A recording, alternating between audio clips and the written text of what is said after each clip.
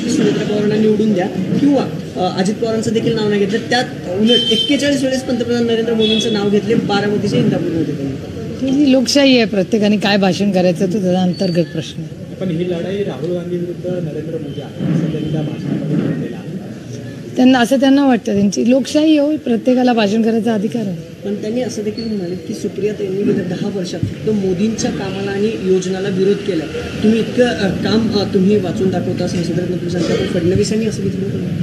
कदाचित ते फॉलो करत नसतील माझी भाषणं पार्लमेंटमध्ये. प्रचाराच्या नागपूरमध्ये हुसेन मुश्रीफ जे मंत्री आहेत पदावर आता आचारसंहिता नाही, पण मंत्र्यांनी असं विधान केले की मांडलिकांच्या प्रचाराला हेलिकॉप्टरमधून लोक आणू. बरोबर आहे ना, बडे लोक बडी बाते. मोठ्याच लोकांना हेलिकॉप्टर्स होतं, त्याच्यामुळे मोठे लोक, धनवान लोक हेलिकॉप्टर वगैरे त्याच्यातून प्रवास करायला किंवा त्याच्यातून फेऱ्या मारायचं, हे हेलिकॉप्टर अनेक लोक वेळ वाचवण्यासाठी नेते वापरतात हे माहिती होतं आम्हाला, किंवा अनेक वर्ष सगळ्याच पक्षाचे सगळेच नेते करतात. पण एखाद्या पक्षाला जर मतदार फेऱ्या करायला हेलिकॉप्टर जर परवडत असेल तर मला असं वाटतं, मी माननीय प्रधानमंत्र्यांनाच प्रश्न विचारतोय, विनम्रपणे विचारू शकते की बाबा ह्याची जांच झाली पाहिजे.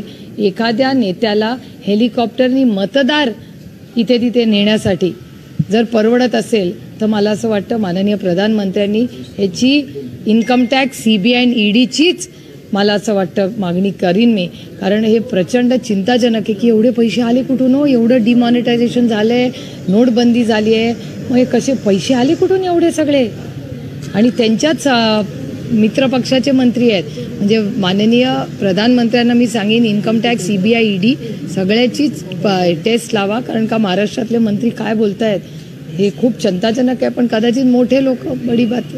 एका इंटरव्ह्यूमध्ये किरीटपणे असं म्हणतात की देवेंद्र फडणवीस आणि केंद्रातल्या नेत्यांनी मला सांगितलं महाराष्ट्राच्या विरोधात भ्रष्टाचार करायला, आणि ते माझं मत नव्हतं तरी पण त्यांनी मला ते करायला लावलं आणि मी ते केलं. हे दुर्दैव आहे की महाराष्ट्राचं सुडाचं राजकारण, म्हणजे घरं उद्ध्वस्त करा, पक्ष उद्ध्वस्त करा, हे जे सुडाचं राजकारण चाललेलं आहे अतिशय दुर्दैवी आहे. आणि त्याच्यात भरडला जातोय सर्वसामान्य माणूस, कारण का महाराष्ट्राचा विकास होत नाही आहे. फक्त हे सुडाचं राजकारण, हे गलिच्छ राजकारण आज महाराष्ट्रात चाललंय.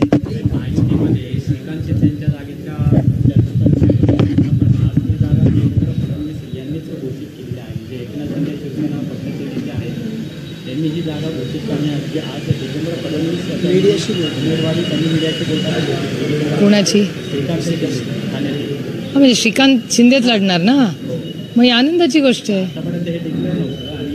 ठीक आहे ना, आता तो त्यांचा अंतर्गत प्रश्न आहे, कोणी काय डिक्लेअर करायची. सुनेत्रा वहिनी देखील आज धनकोडी वगैरे भागात शंकर महाराज मठात त्यांना प्रश्न असं विचारला की बारामती लोकसभा मतदारसंघातून काय कामं केलं. वहिनी म्हणतात की जी कामं झाली नाहीत ती करणं. लोकशाही आहे, प्रत्येकाला बोलायचा अधिकार आहे.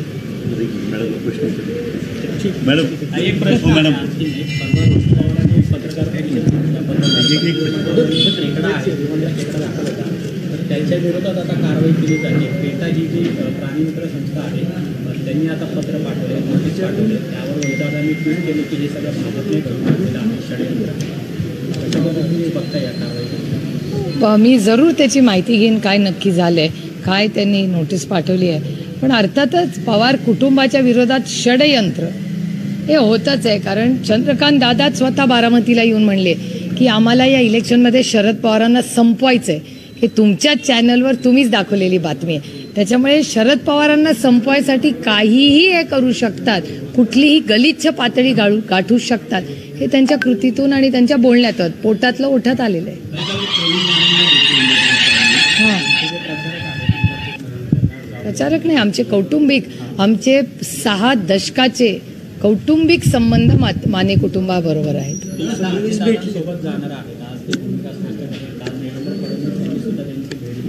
मला असं वाटतं त्यांना भूमिका स्पष्ट करू द्या, मग मी सांग.